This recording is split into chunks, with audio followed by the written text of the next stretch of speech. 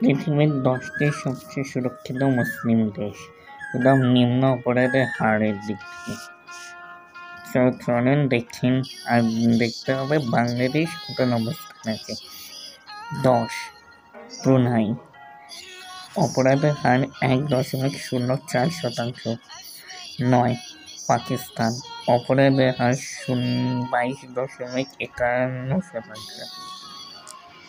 8, Kuwait, অপরাধের হার 0.06%।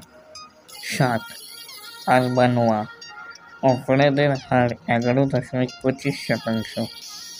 6, কাতার, অপরাধের হার 12.29%। 5, সংযুক্ত আরব আমিরাত, অপরাধের হার 0.04%। 4, ইভরি কোস্ট, অপরাধের হার 12.30%।